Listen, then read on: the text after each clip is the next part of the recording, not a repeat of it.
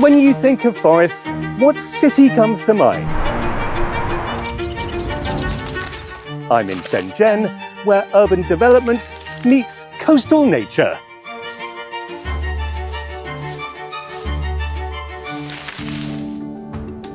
Right behind me lies the Fujian Mangrove Nature Reserve, a living example of how strict ecological protection and rapid urban growth can thrive side by side. Shenzhen is where the real story begins. Over 40 hectares of mangroves restored in just a decade.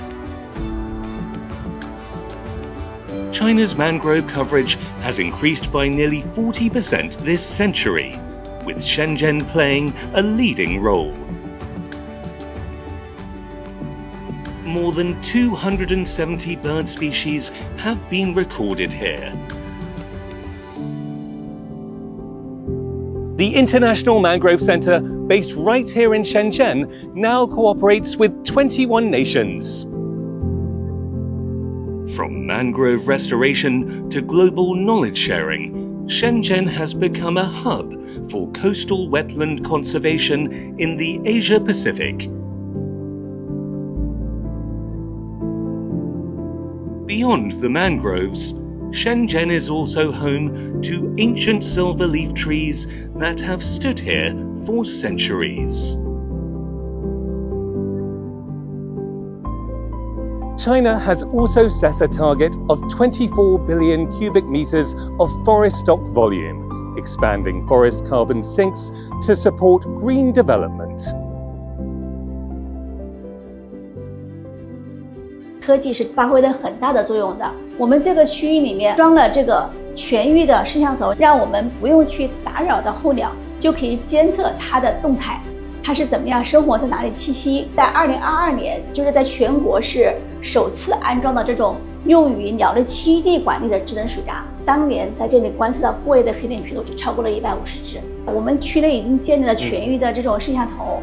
那么通过我们一些算法，建立这种鸟类的识别跟监测模型，来自动监测里面水鸟的数量跟种类。